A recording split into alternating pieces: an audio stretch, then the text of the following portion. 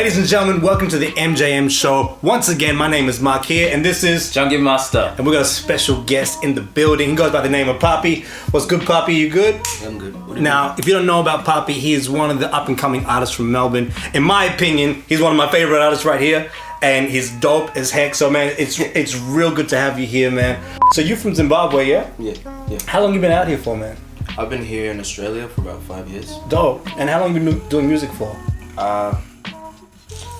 I've been doing it seriously for about, now 2 years. Okay. Yeah, right. Dang. Now, if you guys don't know, for someone that's been doing music for 2 years, to get a couple of 100,000 on your videos, you must be doing something right, man. You know, there's a bit of a generation gap between us and yourself. Who are your favorite artists, man? Or who are the artists that you're inspired by?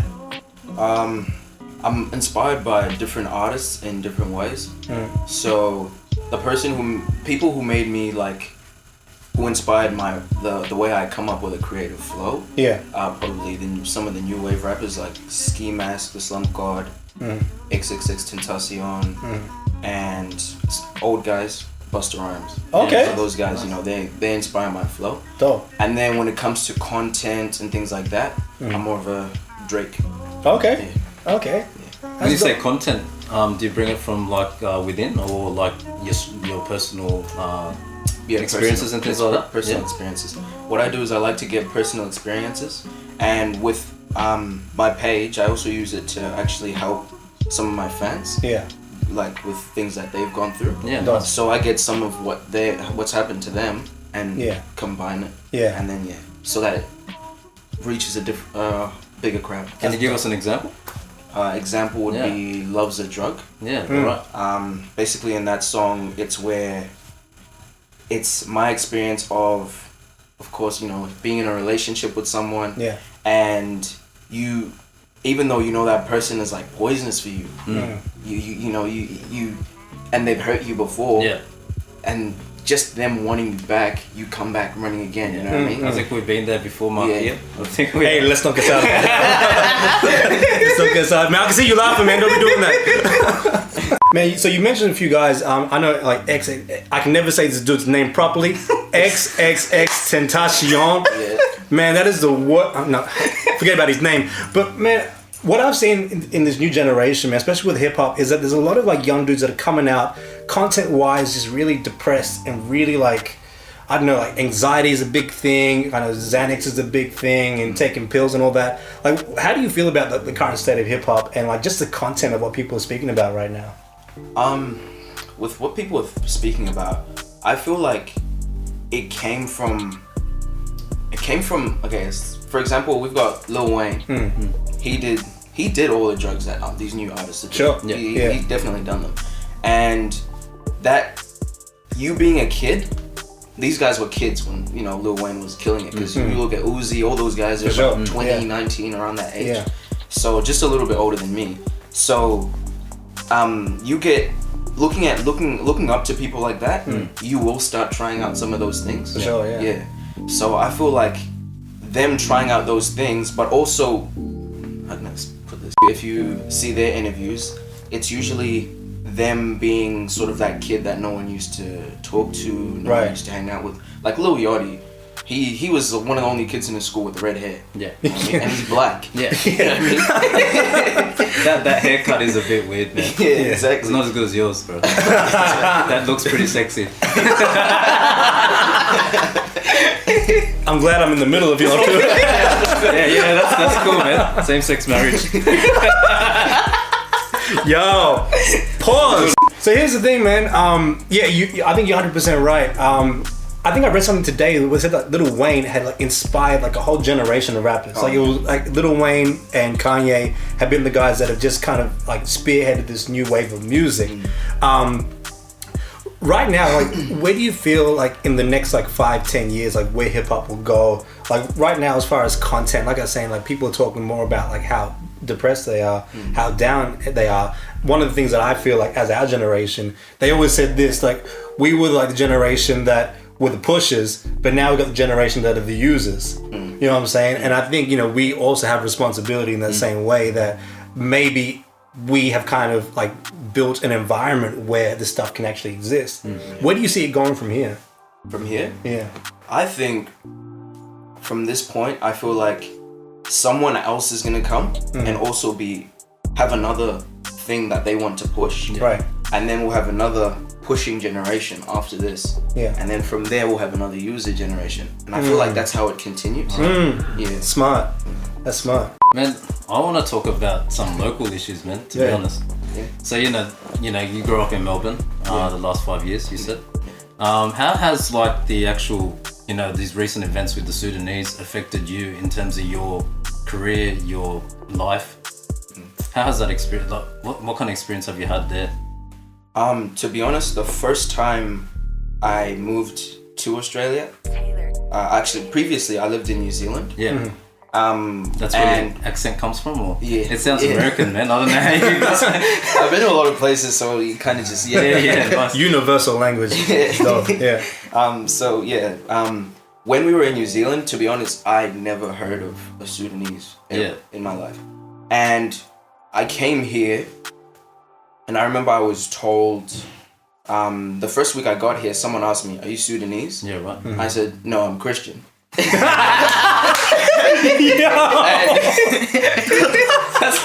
What did that person say after that, bro? What happened there?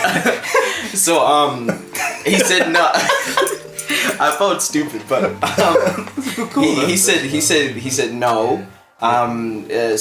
Like, I'm guessing you're probably not Sudanese. I said, yeah, and then he told me like, he asked me, oh no, I was talking about, where you actually come from. Yeah. And then I said, oh, Zimbabwe in Africa. Yeah. And he said, oh, dude, good, because I don't like Sudanese people. Yeah, right. And Yeah. I was wondering, I was like, because I didn't know, I was wondering, oh, what's wrong with Sudanese people? Yeah.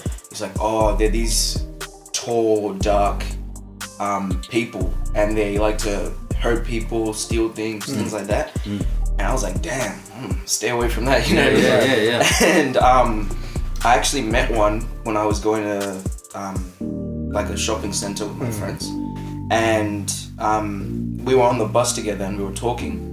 He didn't fit the description at all, so I didn't even know he was Sudanese. Yeah. And we were talking and everything. I became friends with this person, shook hands, added me on Facebook, and I went to the shopping center. And later on, I messaged him that same night to hang out sometime. And then he says to me, oh, where are you from? I said, I'm from Zimbabwe. Yeah, right. And then I asked him where he's from. He said, I'm from Sudan. And then, so, it kind of showed me that maybe it's different experiences that people have had with them that makes them think that, But this is what not it is. every Sudanese is the same person. Exactly. That's the Yeah, thing. Exactly. That's where I learned that. Yeah. That's where I learned. Yeah. Until you've met every single Sudanese person and they all are exactly the same, then you can say that Sudanese people are like this. Yeah. But I doubt anyone's talked to every single Sudan. Yeah. That's true. Yeah. Damn. So in terms of my career, I've actually got music lined up for that. Talking about racism. Really? Oh. Because I feel like I like that. I feel like our I don't know if it's media. I think it's media. Yeah. Yeah. Oh, Say for sure. media. Yeah. Media. I feel like they're trying to start some kind of race war. Oh, that's it. Yeah. It's been around for years, brother. There's white people who are doing terrible things. I've seen horrible things where people do. Yeah. Do something crazy. anyway. But then I've seen also that Sudanese people have done some things as well. Like everyone's done something. For sure. Everyone has their wrongs, brother. Yeah, exactly. Yo, we had a dude that got on the plane said he had a bomb. Yeah. Like, that's Sri Lankan That's people. a Sri Lankan guy, man. That's it, yeah. But it was a bit. He wasn't all the way there, but Yeah. I mean, it's so easy to get kind of grouped into certain, like Paintbrush. people groups. Yeah, paintbrush. Yeah. You're right. The media are trying to paint something and try and cause a stir where, man, anyone can commit those crimes, Yeah. right? But it's not said like African gang or like bikie gang or like skater gang is just said, and when you do that, What do skater gangs do, brother? they probably beat you up with their skateboard or something, man. I've never seen that. No, but hey, man, for real, man, the skater culture though is like graffiti and stuff, man. You're playing, man.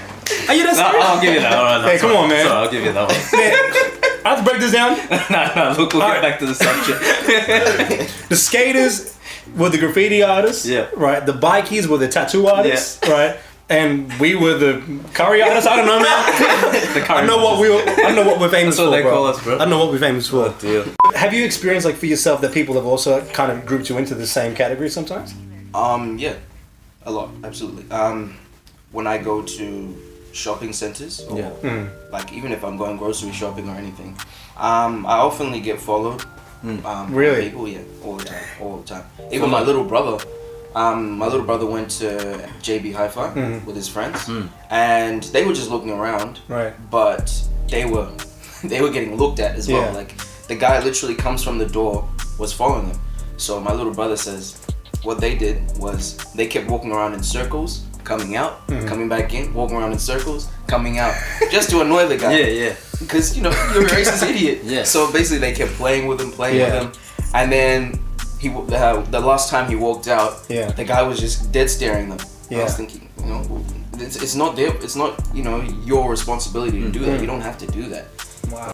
How do you feel like the local like music industry? Like, how do you feel like where that's at right now? Local music, I'd say, I don't know. I feel like people are really trying to copy each other too much. Like locally or like locally. everyone trying to copy Migos? Locally. My bad. Locally, I feel like just from the things I've heard, because I have a lot of fans from this area, from Melbourne. A lot of them talk about. They actually asked me to listen to some of their music. Yeah. And I listened to it, and it literally just sounds like Lil Uzi Vert, sounds like Lil Pump, all those guys. It sounds exactly the same. And What are they, Zimbabwean as well, or what's the girl? No. Who, Lil Pump? No, the guys playing the guys singing, the local artists. A lot of them are white and Islander. Right. Okay. And Interesting. That's interesting. Is there any like? I've always felt this as a local artist that sometimes everyone's kind of looking out for themselves. Is that the same thing with your generation as well? Yep, 100%. Dang. 100%. In fact, there's a lot of snakes, man. Like, Preach. I've had people I was recording with that stole my music. Really? And they didn't give it back. Wow. And How'd you deal with that? I couldn't do anything. I went back to New Zealand 2016. I went to New Zealand, and someone I was recording with just took my music and said he was going to give it to me when I was in Australia. Just never heard from him. Wow. He used the music. He started blowing up in New Zealand. And, Wow. But the thing is, after he'd blown up, well, not like he wasn't like big, but he was locally known now. Yeah. I think his page went from like 500 likes to about 5,000, Wow. 6,000. And the thing was, once it got to the point where all the music that I'd recorded was finished, he couldn't come up with the same thing. You got nothing to follow it up with, Yeah. So, That's called karma, brother. Yeah. If you're watching, brother, it's called karma. Goes around, comes around, buddy. Dang. Happy. Oh man. But I think what's dope about you, bro, is that you're following from what I see like on your Snapchat, which is I think is mad funny at times, man, because everyone's just like, and the most creative ways to write the word "papi." It is unbelievable. What is your Snapchat, man? For people that don't know, we're gonna put it right here. Big money, low. You don't even know. You don't even know you're on social media. Big money, and then _ Shande. What I've noticed is that you've got like a really mixed like audience. Right, so despite whatever like racial like barriers there might be like locally, whatever it is, you got a crazy following. And I've just seen like young, old, white, black, brown, yellow, everybody. And I think that's dope, man. So look, man, I really applaud you, man, and wish you nothing but the best, man. Much success to you. Thank you. I know we're gonna get a few songs from you tonight. And just we show people how Papi does it. You're watching MJM. This is your one-stop shop for righteousness and ratchetness at all at the same time. Yeah. Thanks, brother. Sick, I like that, man.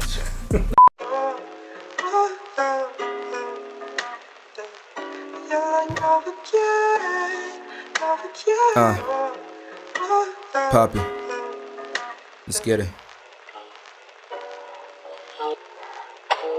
I I could tell you moving militant. Heard you with that other nigga, but he finished it. And girl, you naughty, but you play it like you innocent. I said that love's a drug, but you my medicine. Damn, through all the fighting, no pressure, baby, we'll be fine. Doesn't matter how bad we argue, you still mine. Funny, we had the same food, yet you still mine. They hurt you, but when you crying, baby, you still fine. Watching me live and you got courtside seats. I'm about the action if niggas really want beef. Know that you worried about how these women want me, but girl, I told you I got you, so you gon' have to trust me. Damn, I'ma show you what affection is, and every kiss I lay is passionate. Oh, I just hope that you remember this. I handle you with care because you delicate. Damn.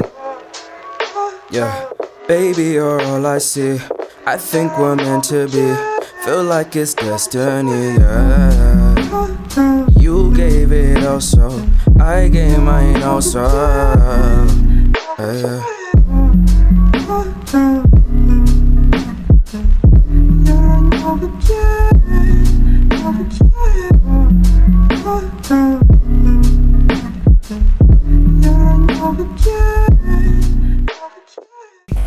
What's good, Papi? You good? Yeah. Man, now if you don't know about Papi, he is one of the... Oh, man, here we go. This is how it starts, man.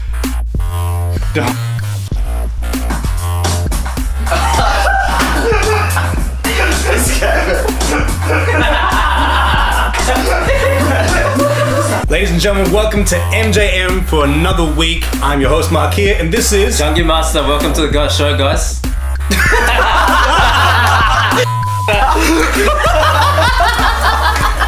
Take two.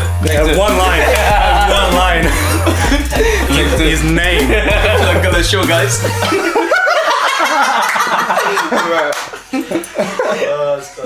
Let's go.